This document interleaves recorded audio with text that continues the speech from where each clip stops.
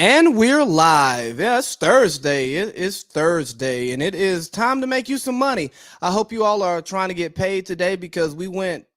We'll talk about that later. But we had a great week. I'm telling you, we made some money last week. So hang out with us, make you some money. And I got Parlay Pete here. Jay Parlay is in the air. Major Parlay, excuse me. Major Parlay is in the air. But you got me and Parlay Pete here. We're gonna have some fun. But before, let's talk about young quarterbacks. So this year we've seen young quarterbacks have struggled immensely. The rookie quarterbacks, only one game has been won by a rookie quarterback, and that was because the quarterback played against another rookie quarterback. you know, and here's the thing, man. I think we need to slow down on judging these rookie quarterbacks. I think we need to slow down on playing some of these rookie quarterbacks. If you think about it, quarterback is the hardest position to play in professional sports.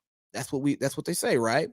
So if it's truly the hardest position to play, how can you be so quick to say that someone can't play it after just a season and a half of playing it, right?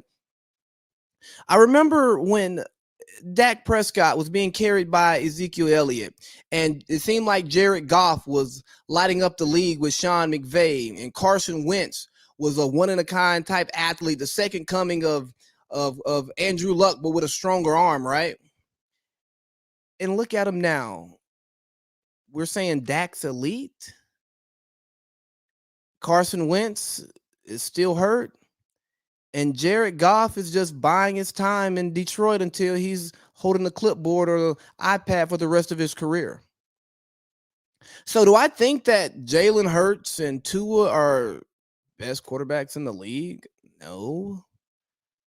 But do I say maybe we should wait because as rookies, they had one of the most abnormal off seasons that quarterback could have, and then in their second seasons they got brand new OCs, so that's a brand new system to learn while they're still learning how to be grown men, while they're still learning how to play NFL quarterback. I don't know. Maybe should we kill Matt Nagy for his terrible game plan, but then it's like, yeah, Justin Fields got an F. Well, bad offensive line, bad game plan. He came from Ohio State where he had the best players on the field all the time. Now he's playing for the Bears where they're below average. I mean, what do you expect? Give them time. And look at, you got Zach Wilson out there struggling, belling water. He doesn't even have a veteran backup. Like, what are you doing? You're not setting them up for success. People are like, oh my God, I haven't seen Trevor Lawrence be this sloppy with the ball. Have you ever seen Trevor Lawrence on a bad team, poorly coached? You haven't. So just be patient with these young quarterbacks, man. Give them time. Yeah, Patrick Mahomes popped after 1 year, but what did he do? He sat on the bench. He learned. He learned how to be a professional. He even said after year 3, I'm just learning how to read NFL defenses. It takes time. The college game is different from the NFL game. College defenses are different from NFL defenses. So don't be so quick to judgment, because you might go pay Jared Goff $100 million. You might go pay Carson Wentz $100 million, and then they're off your team in 2 years. Let me bring in Parlay Pete, man. Parlay Pete, man, why are people so quick to judge these young quarterbacks when year in and year out we see that some who struggled become good and some who started off hot are now gone? Well, first of all, howdy to the good folks here at the Big Baby and Friends Thursday football special podcast. Thank you for having me again, as always, Lee. It's always a pleasure. It really is. But to answer your question, I think that it's relatively easy. Look at our society as a whole. This is a now society, and the NFL is an even more of a what have you done for me lately right now? Because obviously we all know that the NFL stands for not for long. So if you can't kind of pick up and grasp this stuff, you're going to be scrutinized, especially, these guys, even though, it's not the same as it used to be where they were making millions of dollars coming out. Like I remember Matt Ryan's contract was like 5 years, 72. Bradford's was a little bit more. And I think he was the last person to get it. Yeah, Stafford got paid, then Bradford got paid. Yeah. And they said, no. But think about all those guys. They were all getting paid a ton of money, and they still get paid pretty well. But the thought is that you come in with all this hype, they expect to see something, materialize quickly. And just like how I'm paralleling it to our society at this point, you've got to come in and do something. We need something now. Nobody has patience anymore. And so, especially with the quarterback position, because, there are so many guys in the league that can do it, just like coaching. There's only 32 of them. And, some people can look at it from a perspective of, well, there's so many guys that don't even get that chance and they come in and they look solid. Like Taylor Heineke, obviously he won a football game, right? And he looked good against Brady in the playoffs last year. Granted, home game, top 5 defense. But somebody like that, they don't get the chance. So now you're coming in with all this hype and you're Trevor Lawrence, you're Zach Wilson, you're Joe Burrow. We need to see some results quickly. And that's kind of why fan bases, they don't really have patience in these guys. It's a now society. We want everything now. Everybody wants to be rich now. Nobody wants to put in the work. They want to be rich now.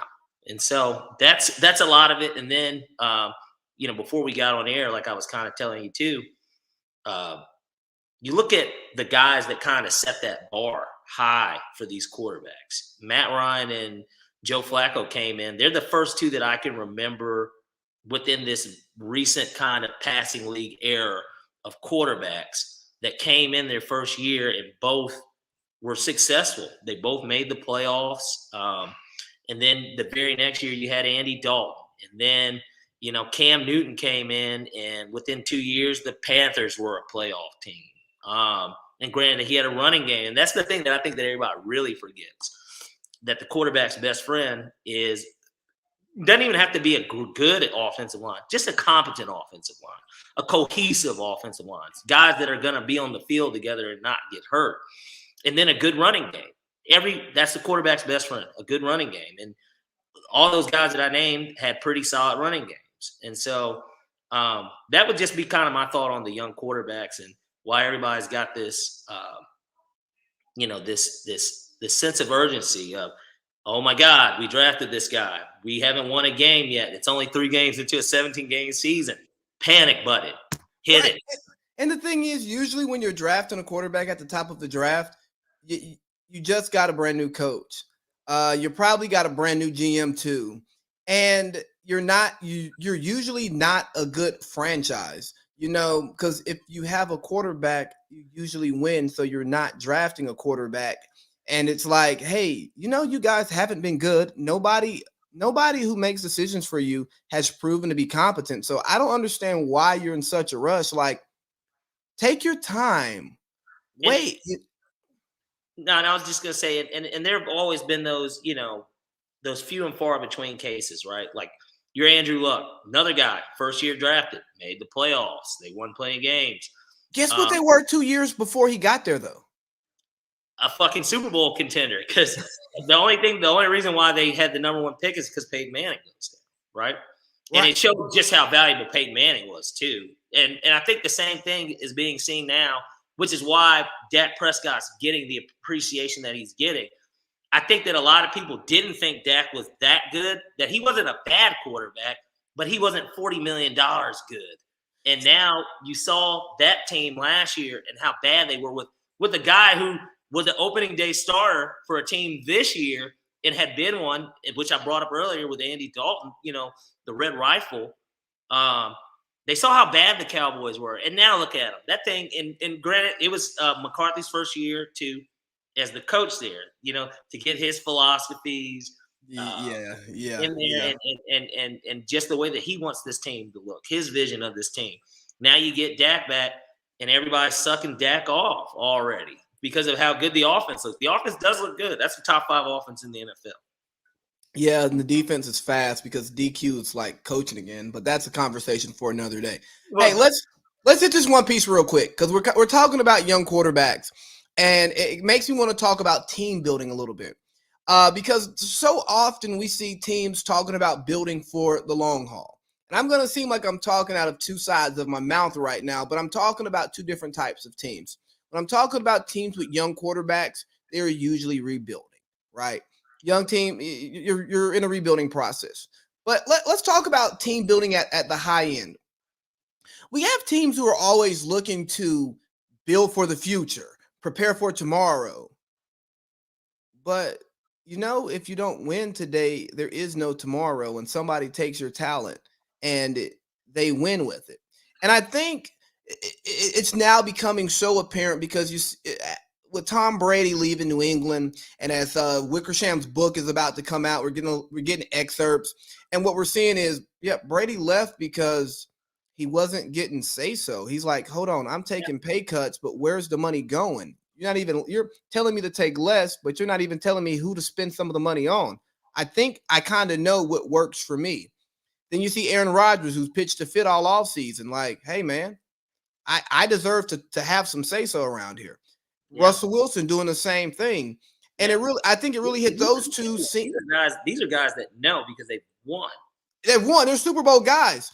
And you get Brady, and you get Tampa Bay, who's all in on Brady right now. Let's do what we can to win right now while we have whatever Tom Brady. Want. He's like, okay, go. He's like, trade for Gronk because he'll come out of retirement if you get him. Get AB. I liked him. He's a productive member. I don't think that under my leadership, we're not going to have the issues that you did. Haven't heard a peep from AB. And think about this one too. Look at the Rams. Like Sam Kroenke's just saying, hey, let's need Sean McVay. What do you want? I'll write the check. Like, who trades your first overall pick, who you re-sign to a long-term deal, and say, hey, you know what? He's not good enough. We can get Matt Stafford. He's better. Most teams won't do that. They go, well, no. Do that. True. And they make that trade. Why? Because they're like, let's win now. Oh, Jalen Ramsey's disgruntled in Jacksonville? Okay, we'll trade you some ones and we'll pay for him. And we'll pay him. Why? Because I think we talked about this in the group text, and it happened during the James Harden trade. I'm like, why are you trading James Harden for all these no-name number one picks that you're like never going that won't be James Harden when you can get the proven commodity that is Ben Simmons? Like, take the proven commodity when you can get the proven commodity. I would take DeAndre Hopkins any day over any second-round pick coming out of the draft. But the issue with that one was the Sixers weren't going to do that deal. That was just it. They didn't want to do the deal. They didn't want to, which is just I know that Morey wanted to do the deal, but they didn't want to do the deal. Ownership. I don't know how Elton Brand felt, but it doesn't matter how Elton Brand feels. He just gets a paycheck now. I would have gotten Ben Simmons, and now look at it. It's biting him in the ass. You're losing to Atlanta twice at home in the playoffs in the second round where you live. And you brought in the second round's daddy, fucking Doc Rivers. You know what I mean? It kind of wrote itself. I hit big too on that game, betting on the Hawks. And it was a big parlay. So if you're running a team, Pierce, and you have an established quarterback, are you putting all your chips in every year to try to win right now? Or are you going to try to build a dynasty? I think that it just depends on the state of the team. I mean, you want a dynasty, of course, right? Everybody wants that. How often do those come around? Not very often. New England is obviously the exception, I think, across all sports in how successful a team could be, within certainly a 20-year span. And now we're in this age where quarterbacks can play longer. So nobody expects you to play that long. The typical prime used to be, or not even prime, but a run for a quarterback's 12 to 15 years max. Scott Brady put in 20 years. He looked like Kobe Bryant with the pay. You know what I mean? Yeah. It's hard to do that type of stuff. And so to me, if I'm building a team, it depends on the situation I'm taking over as I come in as a GM. What is the situation? Everything's got to be tailor-made. I would lean towards your quarterback. If your quarterback is a bona fide Hall of Famer, like the guys you just mentioned. Brian Gutekunst gets fired tomorrow. You get the phone call. What you doing? Well, you said who? Brian Gutekunst gets fired tomorrow. Who's they bring you in? Packers. So they're in a position kind of where you look at a guy like Aaron Rodgers. He's making, 35 at least, and then he probably wants to get paid more. And then you look at the skill position players. They've already paid Aaron Jones, and now Devontae Adams is the one that's up for the deal.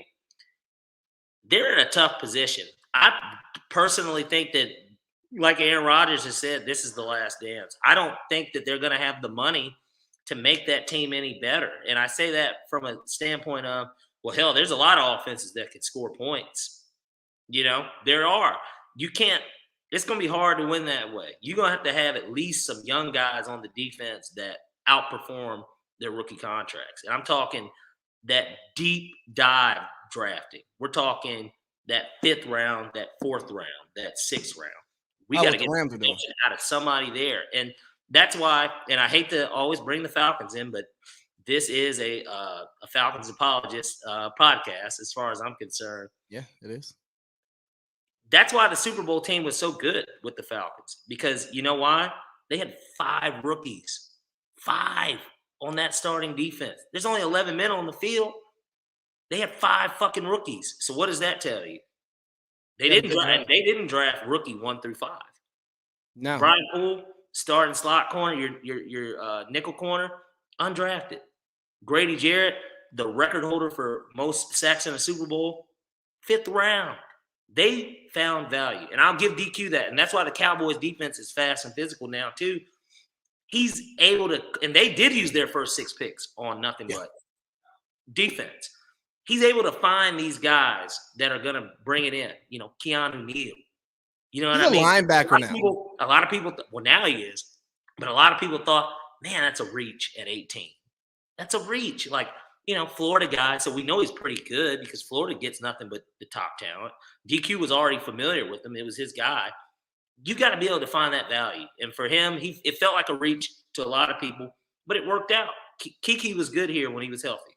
Yeah, he was. I appreciate him. And that's kind of going to have to be one of those things that the Packers do. If you feel good in yourself as a talent evaluator, you can build around that team, because Aaron Jones, to me, is a top 5 dual threat back. He can catch, obviously, helped you win a fantasy game off of it alone. I'm telling you, he's going to carry me this season. He's a pretty good running back. The offensive line isn't terrible. I know Bakhtiari is out still, but and that's your linchpin on that line. But you got him. Obviously, Rodgers can get it done in the air, even with just one true dog of a receiver.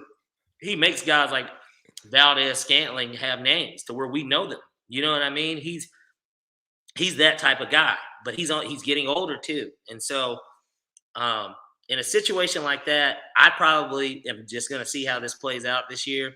You've already went to the NFC Championship twice and lost, and then just in the past with Rodgers, I mean, outside of the year that he did win the whole thing, he gets his ass whipped, or in the Seattle case, blows a lead. And so, I would probably just let this ride out. You already drafted Love. I would try and get some confidence for him. And that's where a good GM comes into play. You just got to know it's over with. And it doesn't matter how untradeable his contract is, because he's Aaron Rodgers and he is that good. Unlike the situation with the Falcons, even if I wanted to get rid of Matt Ryan, it was going to be impossible to trade Matt Ryan. His cap hit's too high and his production's only going down. It's going to be hard to get rid of that. If I'm trading Aaron Rodgers to a potential contender, I want 2 2s. Excuse me, I want 2 1s and 3 2s. I want a bunch of 2s. And it don't have to be Khalil Mack or nothing, but I want a player too. I need to start off that defense. That's fair. So I was listening to a podcast today, Move the Sticks with Bucky Brooks and Daniel Jeremiah. I enjoy them, and they were talking about after about pick 15 to 18, from about 20 to 50, 52, about the same value. Same player. So losing late ones isn't that bad if you can load up on 2s. But go ahead. I was gonna say, and it's damn near the same thing in the NBA. I mean, think about it. Fuck do the Lakers care about trading 3 first-round, 4 or 5 first-round picks for Anthony Davis? What? Are you kidding me? A generational player, a guy that proved that he can be a winner even in college, being the best. It's the only time Cal's won a national championship. He proves that he can win. He's an elite defensively, and offensively he had developed so well to where he's a 28 guy, 28 a game, and he's going to give you 10. He's going to rebound too. It was a no fucking brainer for the Lakers. Yeah, because they're about picking 27th through 30th in the NBA draft. Who the fuck are you getting there? They're not making the Lakers roster ever. Well, yeah, they're called Mo Wagner. Mo Wagner, I think, is on his third team. I mean, come on now. Like, you know what I mean? Yes, if you're a contender, I don't give a fuck. I'll give you get the next 10 years. I mean, seriously, if it brings us 2 championships, I'm fair game. Yeah. And you know what? If I'm in LA, I don't care about how we draft. We can always attract free agents. And to go back to just the Green Bay thing, the issue with Green Bay is too, why did you draft Jordan Love? Why did you move up to get Jordan Love? Why? Why though? Why? That's why after this year, I do think this is it for Rodgers there. I just hate that they're not going to even get anything for him. That's what makes it a little bit worse because it's just like, not only did you piss this guy off, but now he's going to get to walk for free. Yeah, like you could have just moved him at the beginning. Like even with the Hawks, let's look at the Atlanta Hawks in that era, that Joe Johnson team. Gosh, his name is coming. Who's our GM that got fired for the Luol Deng comments? The Duke guy. Man. I know who you're talking about. Yeah. Start telling the story and I'll find his name. All right. So with him, Danny Ferry. Danny Ferry. He did a masterful job of getting rid of Joe's contract. That shit seemed unmovable. But the Nets team with veteran players, star presence, we want to win now. They didn't care about how bad Joe's contract was and that he was really only going to be that Joe Johnson for a year. He was still a bucket getter after that, but he was still only going to be that Joe Johnson for 1 year. And so, in a situation like the Hawks, they let Paul Millsap walk. They let Al Horford walk. These were guys that they didn't get anything for, and we weren't even really contended. We were just a good playoff team, a team that, they're gonna be there. You know what I mean? 42 and 40, and they're not typically a first round out. They're second round out, but they're you got to deal with them. You know what I mean?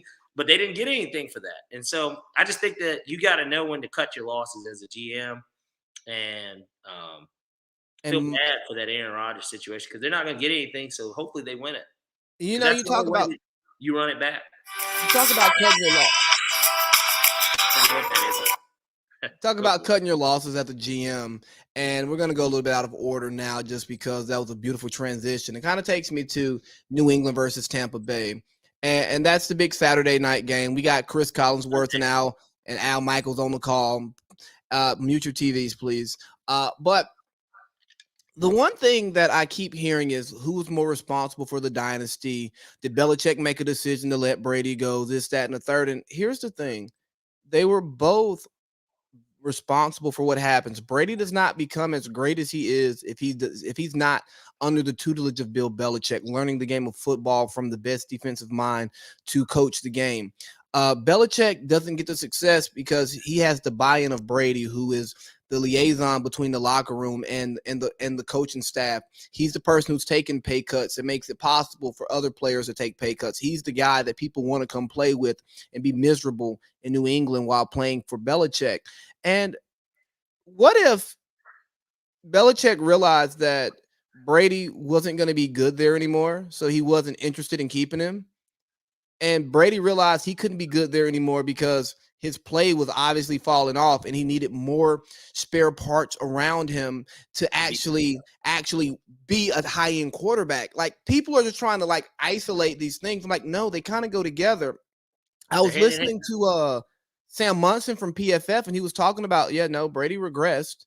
And one of the issues is like people weren't getting open. Like, if they're not open, he can't give them the ball.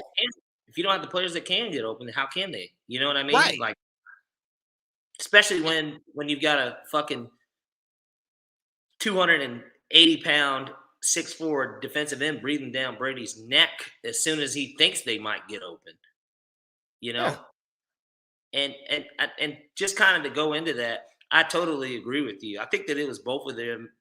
It was a mutual thing, in my opinion. I think Robert Kraft wanted him there. I think that Bill ultimately did want him there. And I think that Brady wanted to be there. But they knew that philosophically it just wasn't going to work.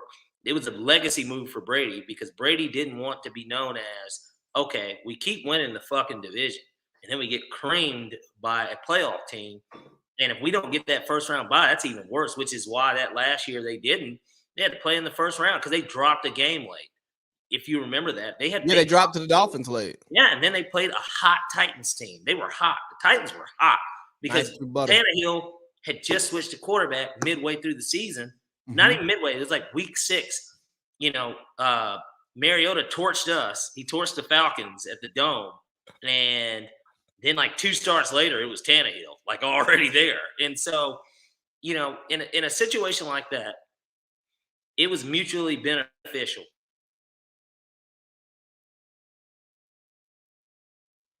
See, he's frozen.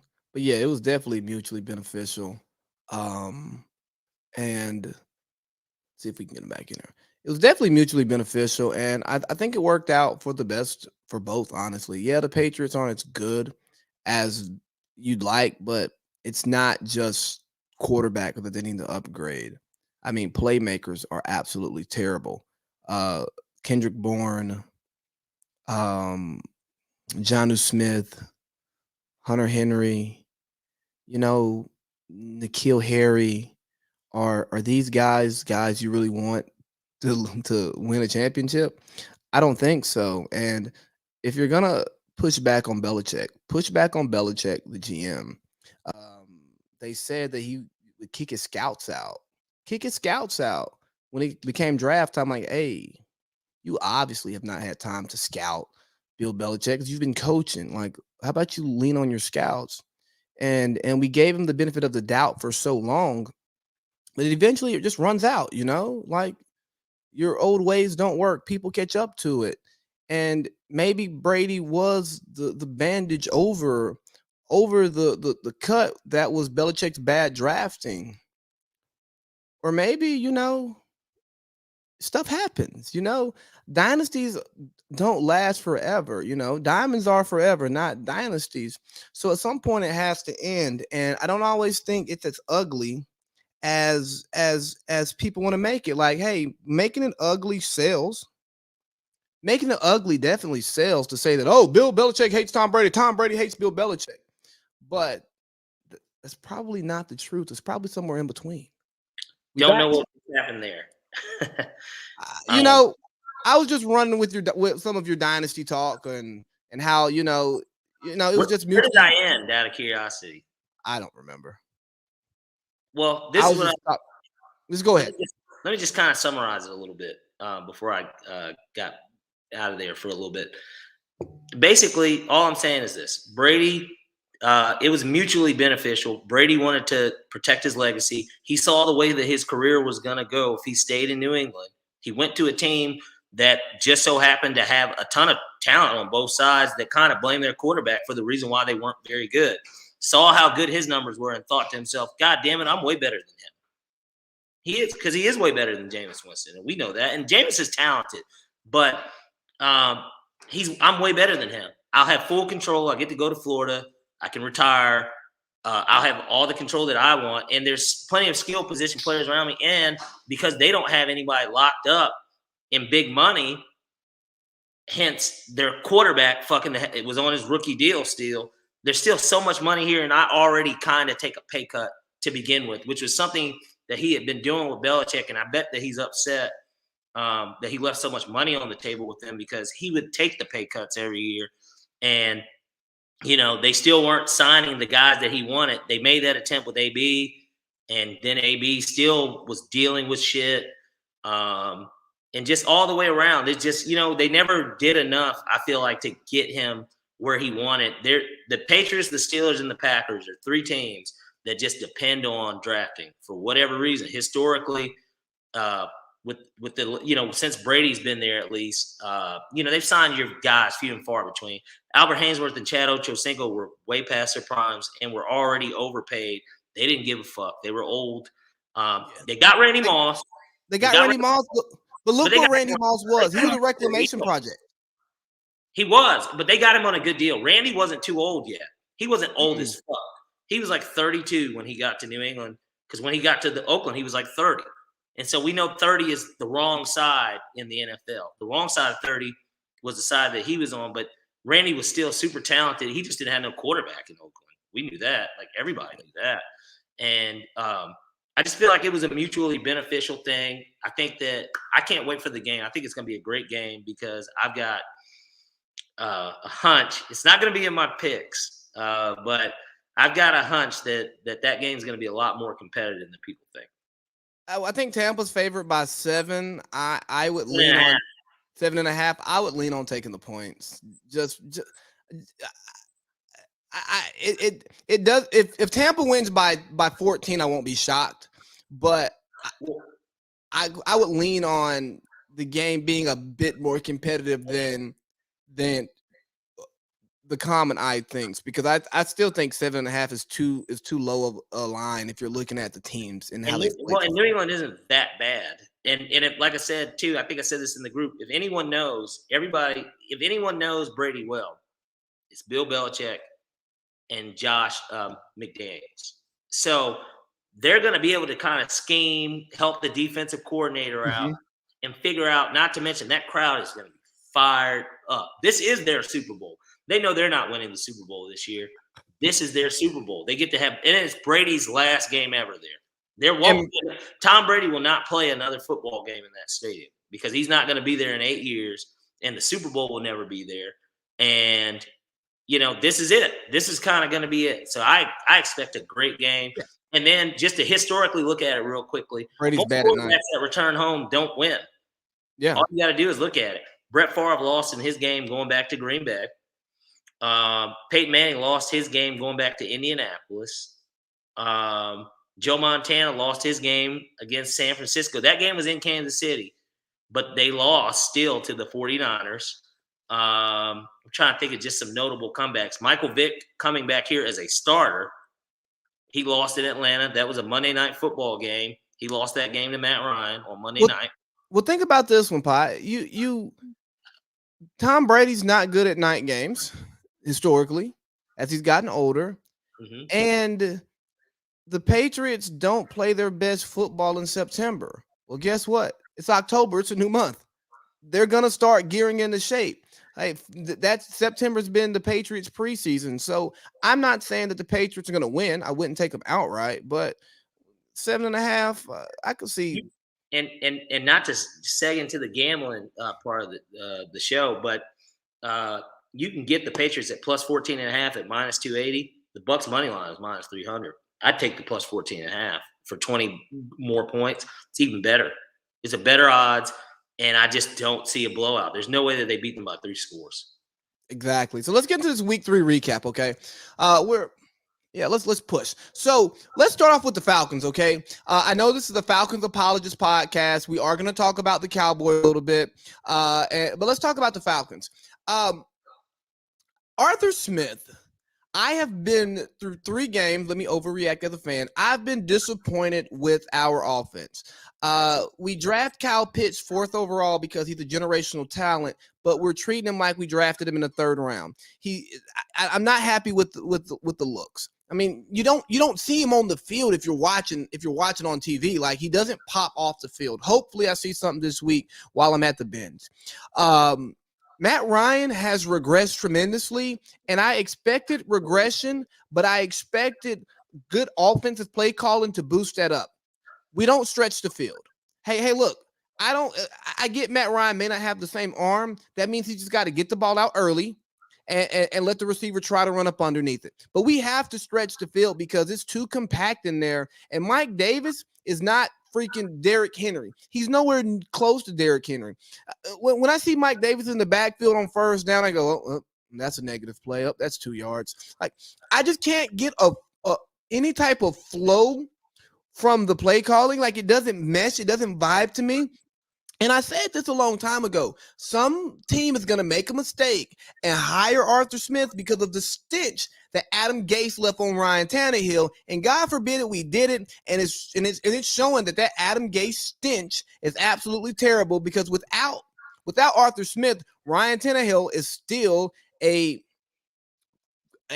competent quarterback that's going to lead his team to the playoffs and probably win the division, should win the division, better win the division. And Arthur Smith is now looking like, oh, man, maybe you were a good coordinator with Derrick Henry and A.J. Brown and Ryan Tannehill. Ran over. Yeah, and what I'll say is I haven't been pleased with the calling either overall, and I think that I guess I expected some Matt Ryan regression, and like I said, anyone that's listened to this podcast and met me in person and kind of knows how I feel about Matt Ryan. I'm a fan of his. He has bought the best years of Falcons football. I've been a season ticket holder my entire life. My mom brought me to my first game when I was 2 weeks old. I was born in August, and so I bleed red and black. I do. I'm a fan through and through. That's why I was in New York this week, for the game and to But you get. disrespected Mike Vick last week. I did not disrespect Mike Vick. We're not going to get into this, but I did not disrespect him. I told the truth. As somebody that even as a kid, I knew this. Like, let's see, when Vick got there. Oh, 01, but 02 is when he actually was playing. So I was 10. No, I wasn't 10 yet. I was 9. But the point is, and that was the first year. That's when you're really excited as a kid. But by 04, 05, when the niggas in 7th and 8th grade, I mean, I follow this well enough to know, damn, he isn't that good. Like, he can't really throw the ball. Like, we're one-dimensional. That's why we're the number 1 rushing team, but we're number 32 in fucking passing. But I digress. We're not going to get into that again. Point being, Matt Ryan, he's regressed for sure. And I can admit that. I don't know if his arm is cooked because I don't get to see if his arm is cooked. And I guess that's kind of my issue. It's, does Arthur Smith know that he can't drive the ball 40 yards down the field? Why aren't we at least setting up one play a game to where Ridley gets a chance or Pitts gets a chance, Hurst, whoever the fuck is going to outrun somebody? Why can't we get a look at that? Tajay Sharp, I don't give a shit who it is. Why can't we do it? And so I have to think that his arm is cooked. That's all I can think because he checks down now all the time. And he hasn't been doing that. And our running game isn't good enough yet. And I think that the running game has its positives. It looks a hell of a lot better than it has the last 3 years. Yes. I will say that. Even with those two, and I'm not eating, Mike Davis has been obviously the MVP of the team so far has been great. And Cordell Patterson, he's been great. Every game I feel like he has an impact. Yeah. And he doesn't even do kick returns, which is what he's a fucking Pro Bowler for. He's one of the better possibly a Hall of Fame kick returner. Yeah. Statistically. The Falcons have always done a really good job of that, too. Obviously, we got Devin Hester on his last legs, but he was still super effective. Yeah. Alan Rossum, I always liked him. I don't think that he ever got the credit he deserved. No, he didn't. Tim Dwight was a pretty good punt returner. And then even before that, this is for the OG Falcons fans, Tim Dwight was a really good returner. He was included in that Michael Vick trade to the Chargers.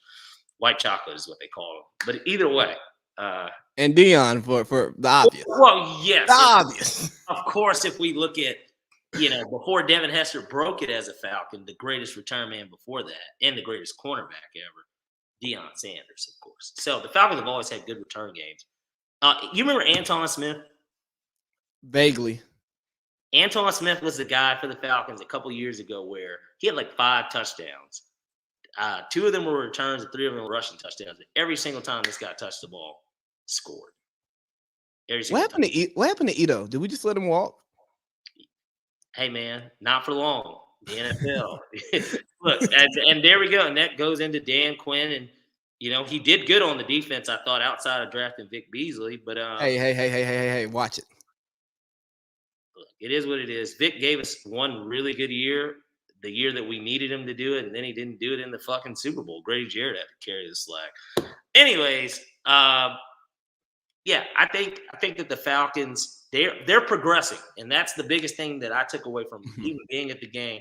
Every game they've looked better, and I know that that's ugly to say with the offense only scoring 17 points. We're so spoiled by how good this offense has been for years, and I know that a lot of people like to blame Matt for inopportunistic picks, even when we were good, for the reasons that we would lose games or Matt's just whatever. There's just so many different excuses that people would give for it. But the offensive line has looked a little bit better. I feel like every week that the offensive lines are better. Mayfield doesn't look like a complete disaster like he did in week 1.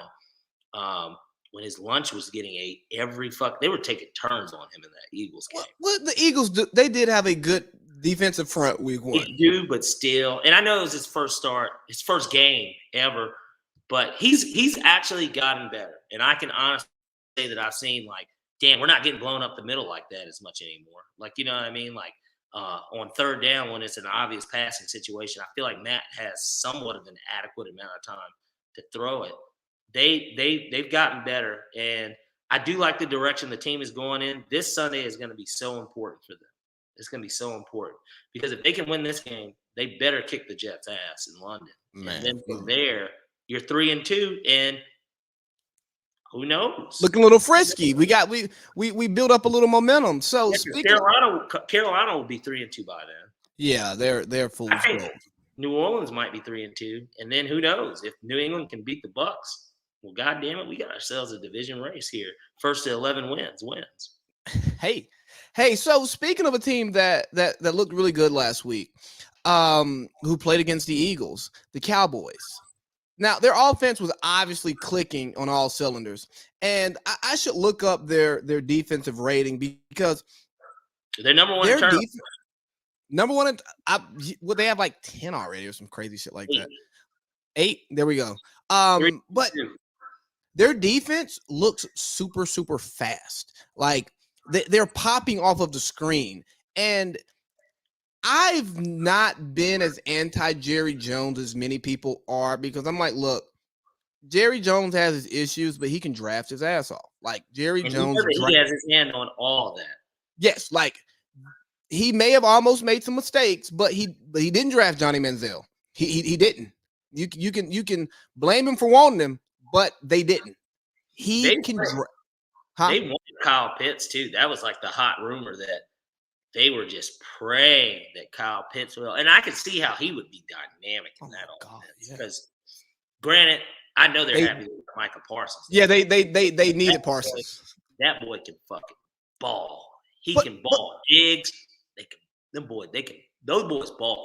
Those are exactly. Balls. Yeah. And I was optimistic on Diggs coming into this year because of what I saw a little bit last year. I'm like, okay, he got something. But we were worried about the other side. And I'm like, well, the weak side corner is not really getting eaten up like that. Like DQ has changed his scheme a little bit. He has him playing a little bit more man-to-man than he's ever played before in his life. He's not patting people on the ass and telling them good job after giving up a touchdown. He's in the booth. Maybe he belongs in the box. So yeah, I think I think the Cowboys are a really good team. I'm only concerned about one thing, and that's their head coach. But fortunately, they have a head coach on the staff in DQ, and I mean, and Kellen Moore runs the offense. Like that is all Kellen Moore. And this is exactly what I was about to say. And they have a head coach in waiting because Kellen Moore is going to be that hot young offensive coordinator. He's going to get a job after this year. I mean, he just move into McCarthy's office because I'm convinced McCarthy does absolutely nothing. You saw how Peyton was killing him for his poor clock management. I mean, it was just awful. I'm sitting there watching like, dude, you're going to call a timeout? Like, the year after the Super Bowl, that's exactly what everybody said about DQ too. Here, they were saying, well, why don't we just hire Kyle Shanahan? And that happened in NFL history where a team makes the playoffs or the Super Bowl or anything, and they decide, you know what? Can you step down so that this doesn't look as bad? Can you say it's a health reason, and then a year later you can get a job? Yeah, pull an Urban Meyer. Yeah. But here's the thing, though. Shanahan already had the 49ers job before the Super Bowl. Yeah, but the offense, he didn't have it until we were in the playoffs. And True. We know that the offense set up for Dan Quinn to do what he needed to do because of how everybody was playing from behind the entire game. Right, so, man. Look, if you're up 2 touchdowns, it's very easy for Vic Beasley to say, God damn it, run and get that passer every play because they're not going to run it. Brady fucking destruct the goddamn middle. We got you here in the back end. Deion. Mike, I'm sorry to cut you off, but just comparing even the Cowboys defense now to ours, Micah Parsons is Deion Jones, but can pass rush. Yeah. He can pass rush too, and like because they be having him like He's playing DN right now. I know because Tank Lawrence Lawrence. went out. Yeah, Lawrence went out, and God, he's a fucking beast, man. So do you believe in the Cowboys? He's a Kyle Pitts, I'm gonna be mad we didn't draft him. But Do you believe in Do you believe in the Cowboys? that's their division for sure. I think that they're going to be an entertaining team come playoff time. I don't think that they're contenders yet. I got to see more. Got to see more. Okay. Last thing from week 3. Should we overreact to the Chiefs being 1-2? Who's been to the Super Bowl 2 years in a row? Who's been to the AFC Championship 3 years in a row? Who's the coach? I'm not overreacting to it. I think that that was a tough loss to the Chargers. I didn't get to watch it because I was too busy celebrating on Broadway about the play that we got to see at MetLife. But based on what I saw after the game, it appeared to me. Think about it. They were lining up for a kick, and then they called timeout, and he said, "Fuck it, this is too much time." Granted, they didn't see the Green Bay game because that was later on in the night, but it was essentially the same type of situation. We kick this field goal here, we go up 3, we give them the ball back. Yeah. He's going to score. And so even if it goes into OT or he ends it, they're going to score, and then we don't want to have to drive the field again if it is OT and have to really score a touchdown to end this game. It was a gutsy call by the Chargers, them saying, hey, we're here too. We're here too. They're not – think about it, they're in last place. Everybody in that division is either 3-0 or 2-1. Yeah. And I'm not counting out the Chiefs. They got a get-right game with an Eagles team that just got their ass blown out by the Cowboys. And if there's an offense that's on similar footing as the Cowboys, it's the Chiefs. So I'm not going to overreact to it. They lost a close game to the Ravens, and they lost a close game to the Chargers. But they definitely are going to need to go on a streak because as long as the Raiders keep winning, I like the Raiders. What about the Broncos? I'm not drinking that Kool-Aid. They're 3-0, right? Yeah, they beat their combined opponents record 0-9. 0-9, yeah. Yeah, they're all winless. It's the Giants, the Jets, and the Jags. Jags. Come on, man. They're the only 0-3 teams in the NFL. That's it. It's just those 3. Those are the only 3 teams that haven't won a game this year. So I can't buy into that Kool-Aid yet.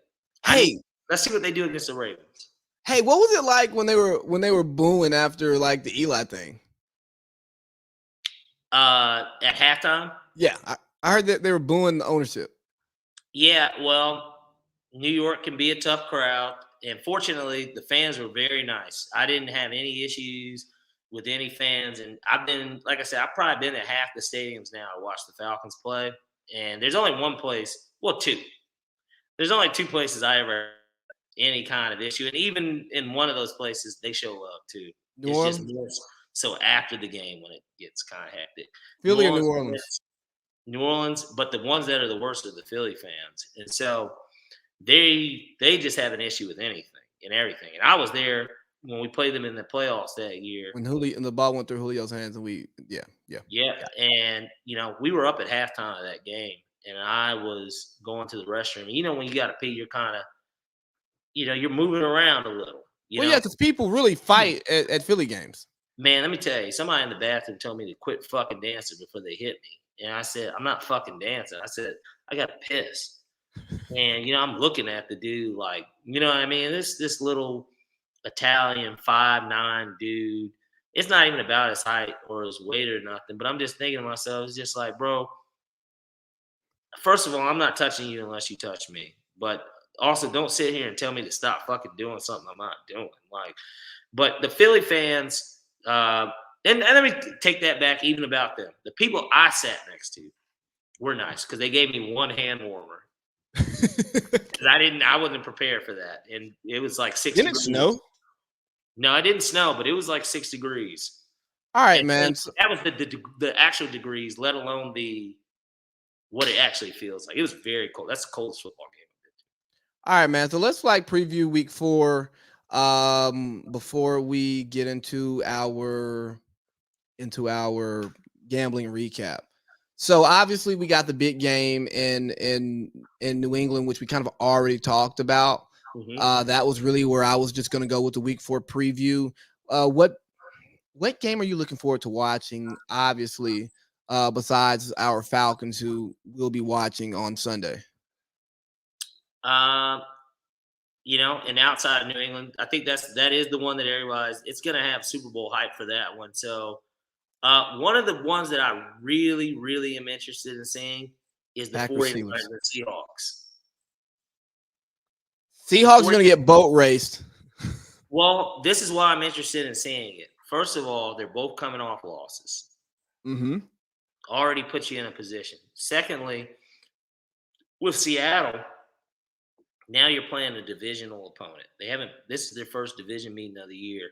San Francisco won 2 games on the road before this game. And then Seattle was up early against the 49ers. I mean, not the Vikings. They were up early. Seattle was up early against the Vikings in week 3. And, it looked like the offense just didn't have it anymore after a minute. And so I'm going to be interested to see how this game transpires because, look, if Seattle falls to 1-3, I mean, the panic button doesn't hit, but I think that they've got either Arizona or the Rams the very next week, and it could really get ugly for them early. And we start printing those blue New York Giants Russell Wilson jerseys.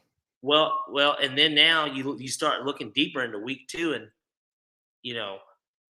Pete calling them out like we kind of talked about last week on the show. You start looking deeper into that comment and being like, hold on now. I mean, it had already started, but did this kind of take this over the edge to where now the team's affected?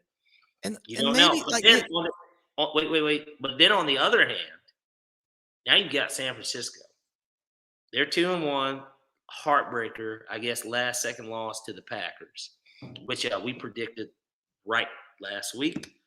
Heartbreaker to the Packers. Last second field goal. Now you're 2-1. You're at home. And now if you lose to Seattle, you're 2-2. You're tied with them. And actually, you fall under them because now they've got the tiebreaker and the division record against you.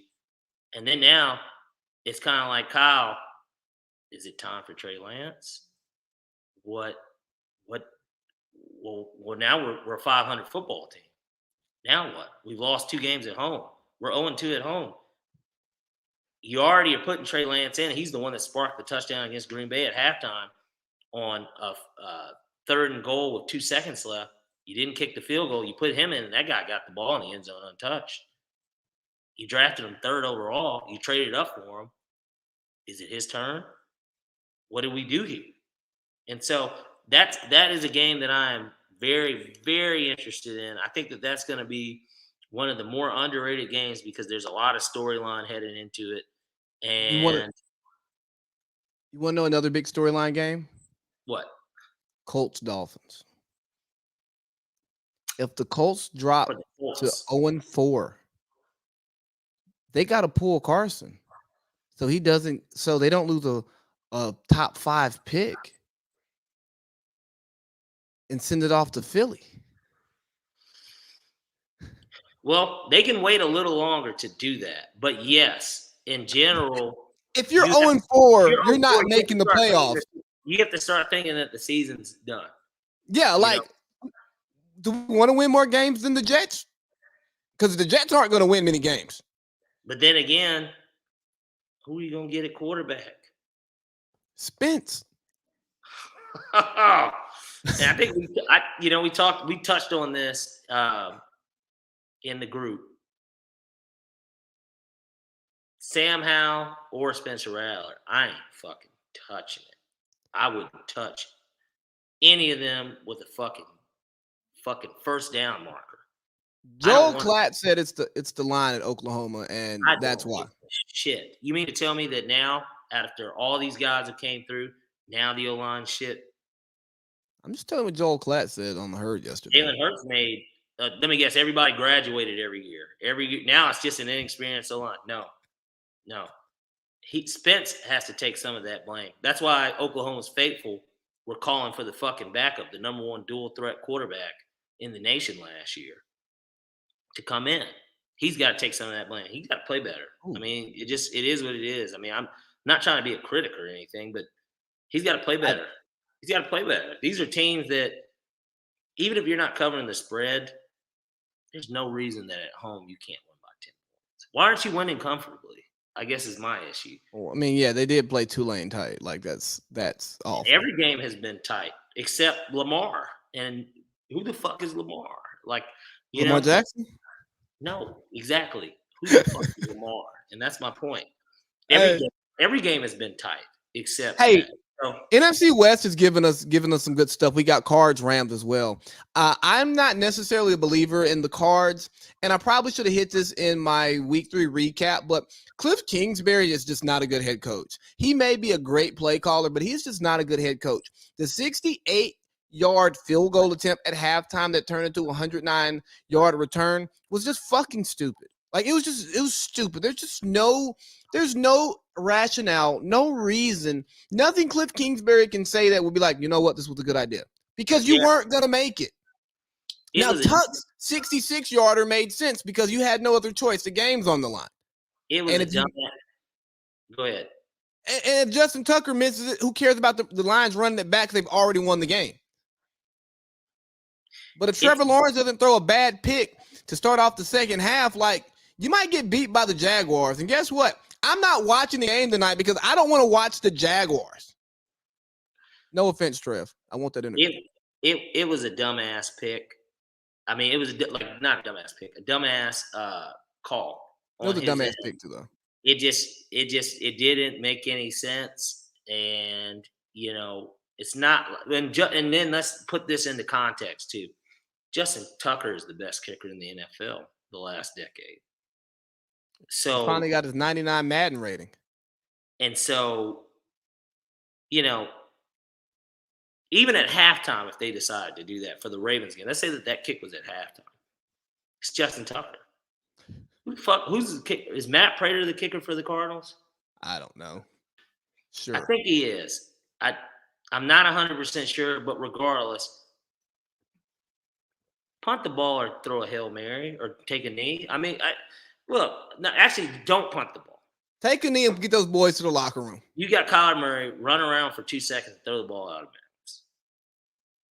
Whatever it is. I don't know what they wanted to do, but you're the better team. You knew that this was a possibility. Let's not give them that possibility. And so that's why, and I'll wait till our picks, but I've got a big surprise in that Cardinals-Rams game. Who's the better coach? It's such a big surprise. Who was the better coach, Urban or Cliff? Well, you got to go with Cliff. They had a chance to make the playoffs last year. Don't know why Kyler didn't. He got hurt. I'm sorry, why Kyler suited up and then they waited till they were down 2 scores in the fourth quarter to do something. But, it is. I guess it is what it is. Let's get to our report card. I think that I think the Packers are gonna just boat race. They're gonna fucking boat race Big Ben. I can't wait. So I think we had texted about this too. This is let me look it up real quick. What do we call this? Okay, the title of this segment really should be the roast of Julian Turner. No. We're gonna wait to have him on here. Oh, okay. Well, we're gonna wait to have him on. We need to do it soon before he stops caring about watching them. Oh, I think after this week it'll be prime. It'll be prime for the picking. But when Tomlin's a dog, they usually play well. So watch Green Bay win on a walk-off. We'll see. We'll see. We'll see if they can go to Green Bay and win. Claypool's on the block. Keep it competitive. Claypool's on the block. So last week, NFL, you were 6-0. You get your victory lap. So if you all would have parlayed the 6-pack, you would have hit big. Yeah, plus 4,000 on the odds. So 100 would have got you, and it was a little bit over 4,000, but plus 4,000, $100 got you 4,000, $1,000 got you 40K. $10 got you 400. $1 got you $40. I mean, so nothing but a day's work over here. I felt pretty confident about the picks, and if you remember too, in the clip you posted, I let everybody know. I had 3 upsets. I didn't consider them upsets though, because I'm like, well, these teams, and I'm trying to think, were all 3 of them at home? I know 2 of them were at home, but these teams, they were kind of set up to win on those lines, and it just, I don't know. I had a gut feeling that the Rams, for instance, they were an underdog against Tampa. I just didn't understand it. The Rams looked good. We're at home. At home, Brady's traveling from Tampa to LA. He's never played a game in Los Angeles in his career. And they travel on Saturday. And the Rams have the best defense in the NFL. Let's call it what it is. They've got the best defense in the NFL. And everybody says offense wins games, defense wins championships. Well, this was the statement championship game. And that's exactly what the Rams wanted to go along with home field advantage if it comes down to a tiebreaker scenario. Now they're up 2 games, basically. Even though they're 3-0 and Tampa's 2-1, the gut feeling is that those will probably be the top 2 seeds in the NFC, barring a surprising team. So now you've got a 2-game lead on them because you've got the tiebreaker. Absolutely. You went 4-2 on your college picks. You don't lose points for extra credit. And then JP went 4-2 as well, right? Yeah, he lost. He got all of his money lines, but then he lost the over-unders. The over-unders, yeah. All right, so let's get into this week. He sent his picks in, didn't he? Yeah. Let me see. We can do yours first if you're ready. Let's do this. I've got my NFL set. Go ahead and run through his NFL. I'll do my NFL, then I'll do my college. Okay, yeah, perfect. That makes it way easier for me to cut. Of course. Let me know when you're ready. Oh, wait. I thought you were going to do his NFL. Oh, okay. Yeah. There we go. Let me pull it up. Actually, no. Let's do this. I'll give you my NFL picks now. Because then you can do his NFL, and then I'll do my college. Because I already have my NFL. My NFL is already set. Okay. All right. So for my NFL picks, I wanted to get a little spicy with this. And I say that in a sense of I don't want it to look, I'm 11-1 over the last 2 weeks, and of course 6-0 last week. I wanted to get down and dirty and give you guys one that's going to be a sneaky good upset. So let's go through this. All right. We're going to take Kansas City minus 6.5 at the Eagles. Pat Mahomes, he bounces back. Andy Reid gets to come home, per se. He gets to come home. Even though I know he had a little health scare, but he gets to come home. We'll get to see Patrick Mahomes and the Chiefs look like Patrick Mahomes and the Chiefs. Eagles are not a good team. That's why we took the Cowboys minus 3.5 at home on Monday night. Good offenses will torch that sorry-ass team that can only score on the Falcons. In the first game, too.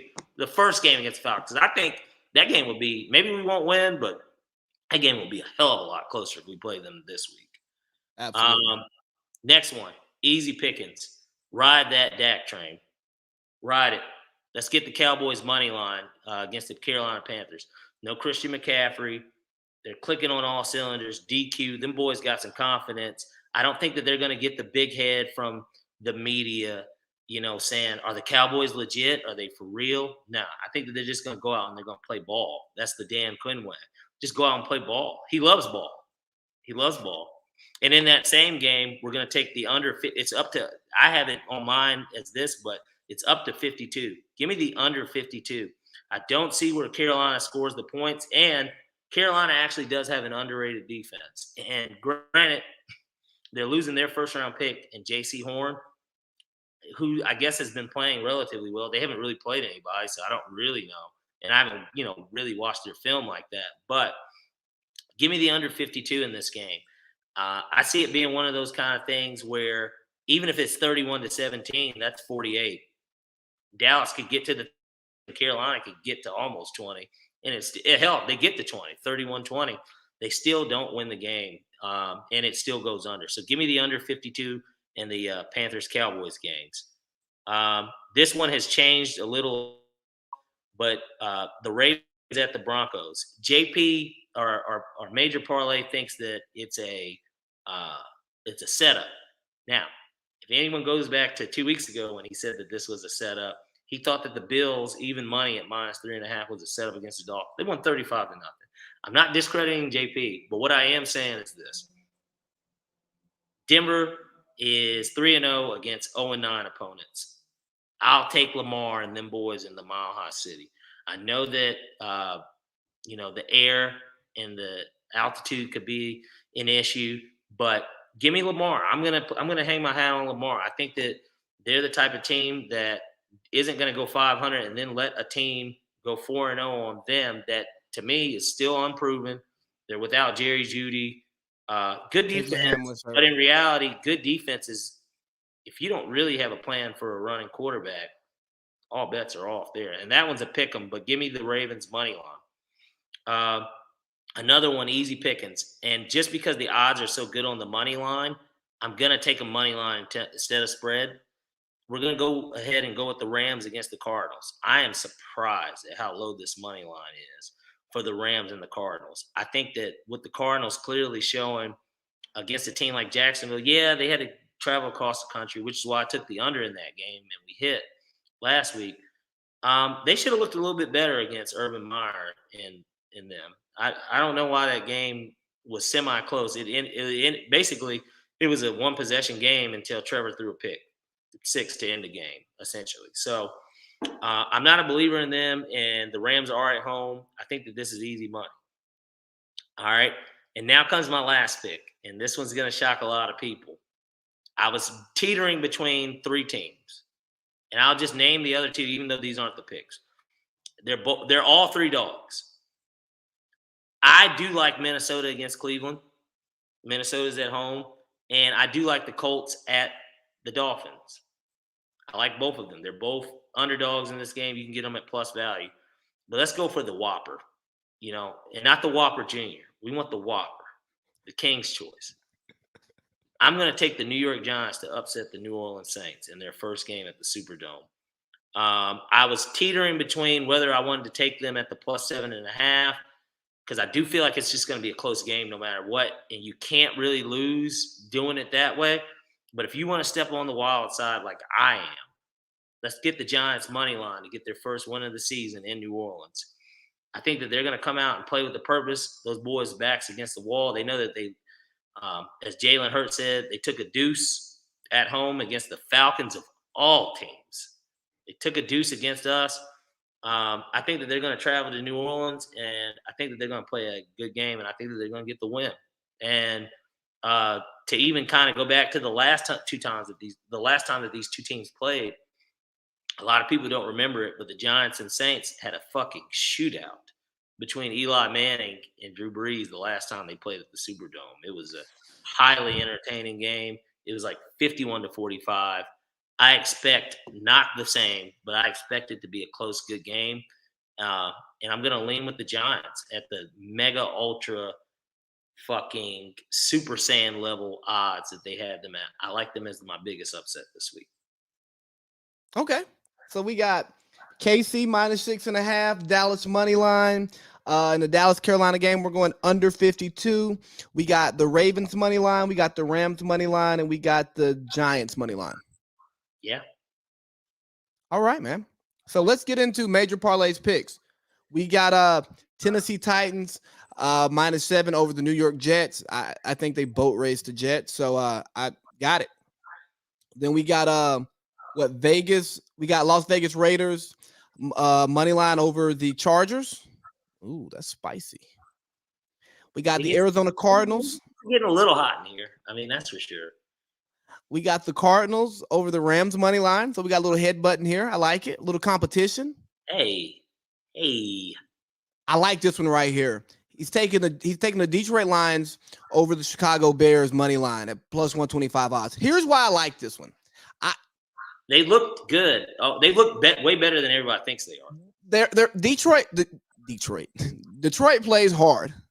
They play hard, and the Bears don't know who's starting at quarterback this week. I don't think it matters. You got to remember too that the aspects of these games, they're so important because there's so few in the NFL, right? Yeah, It's not college to where if you lose, your season's over. But at the same time, isn't Matt Nagy coaching for his job? he's probably coaching for his head coaching life because I don't Right. think he He gets a probably might job not be a head coach ever again. or an OC. And this story looks super familiar in Chicago. I remember when they hired Mark Trestman. And, it's weird because Matt Nagy's actually made the playoffs 2 of the last 3 years. But at the same time, you drafted Justin Fields. He set him up for failure against Cleveland. Absolutely. He set him up for failure. I got to see the stat line, and he set that man up for failure. And Dan Orlovsky ripped him to shreds. he did, yeah, and him and Rex Ryan made good points because it did seem like they were unprepared. I didn't watch the game obviously in full, rise up Falcons, but at the same time, he didn't look prepared in the highlights or the box score. He didn't. Nah, man. I was catching it on Red Zone. And it was pretty bad. But let me throw out JP's last one, and he has Dallas covering at -4.5 over the Panthers.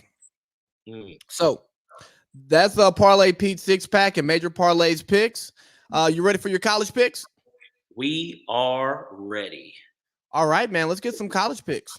I am putting the final touches on this thing. You gotta relax, dude. Okay. So, in a very uncharacteristic bet, let's take Arkansas on the points against Georgia at +18. I'm not drinking Pittman's Kool-Aid, anyone. I'm a dog. I love the dogs. And actually, you know what? I would tell you to buy the 1.5 on this at +19.5. So add that 1.5 that if you can get it with your bookie, get that 1.5 at +19.5. I'm going to take Arkansas +19.5 against Georgia. It's hard for me to see in what will, as of today, because now Clemson's no good, being the biggest game for Georgia this year. And granted, at home, I think that Arkansas isn't there yet, but I think that they're better than getting boat raced on the road. And 2 touchdowns it could be considered boat racing. That's comfortable to me. But Yeah. 1 touchdown at the end of the game, even if it's garbage time, makes it a 1-possession game. So I just don't see them getting that third score to end the game unless Arkansas is down 2 touchdowns and they throw a pick 6 or something. It's going to be really hard for that to get covered. And I'm surprised that they're laying the points like that for Georgia. They believe in our offense this year. Man, and I believe in it too. Georgia hasn't ran the ball as well as you want them to, but I believe in it. Next pick. Let's go ahead and take Texas money line at TCU. Sark made the transition.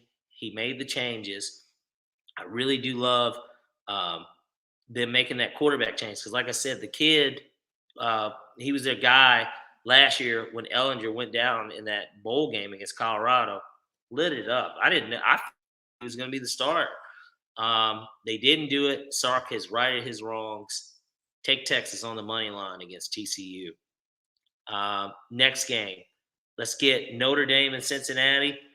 This is probably one of the games of the week. There's 3 of them. There's 3 really good games this week with Georgia and Arkansas, and then Alabama, Ole Miss, and then there's this game. This game has a lot written all over it for both teams.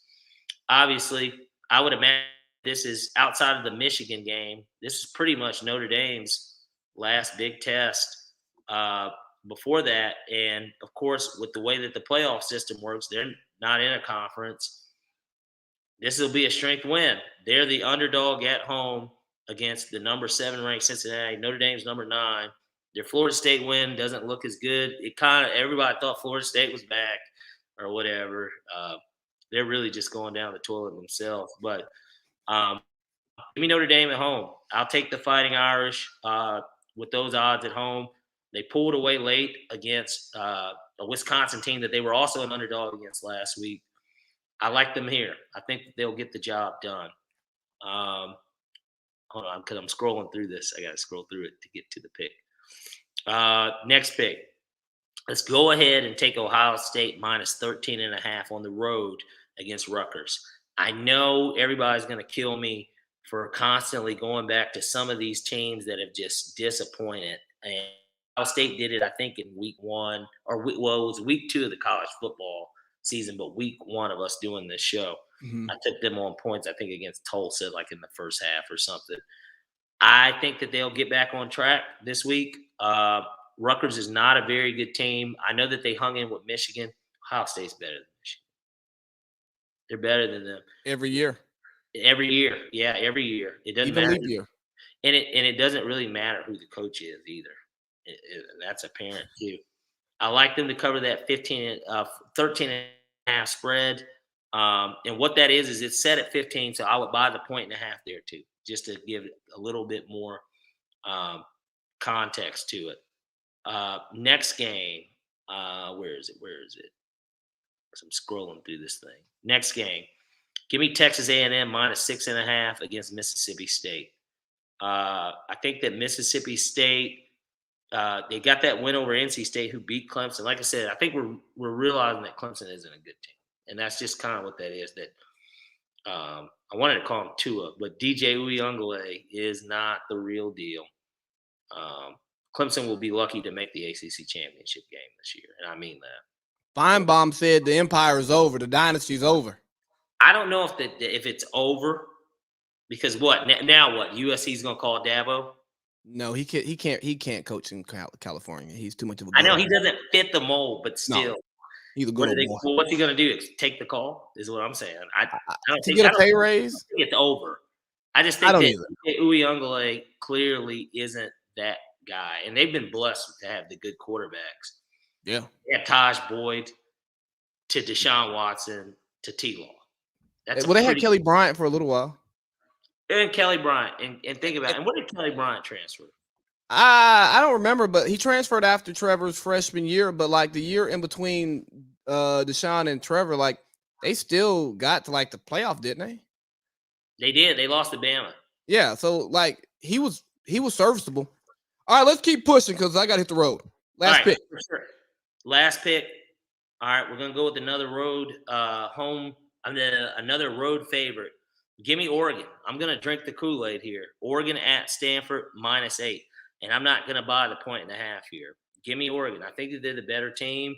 I think that Cristobal, Cristobal, he's done his recruiting due diligence. And that those boys, that defense is off the fucking chain.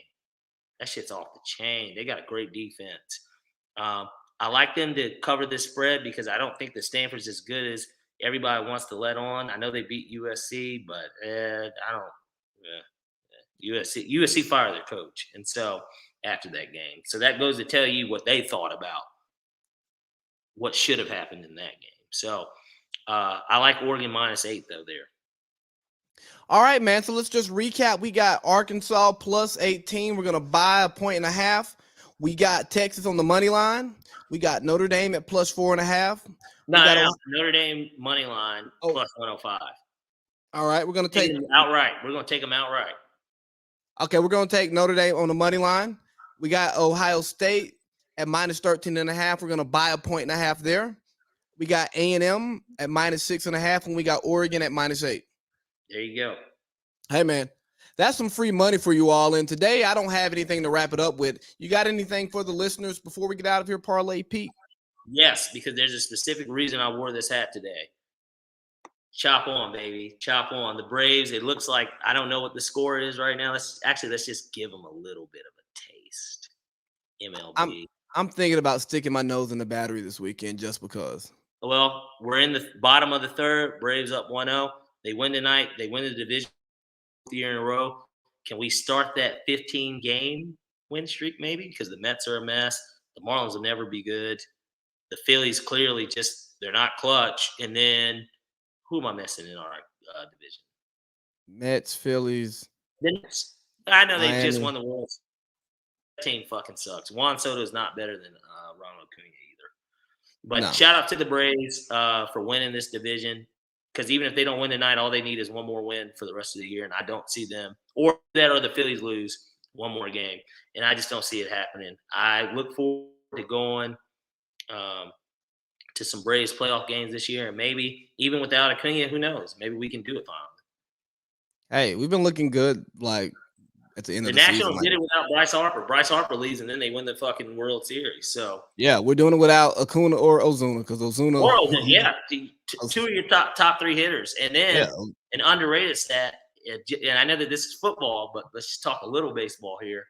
National League RBI leaders. Adam Duvall is first in the National League in RBIs. Okay. Albies and it's slipping off the tip of my tongue too. All right, because I saw it earlier. It is not Freddie.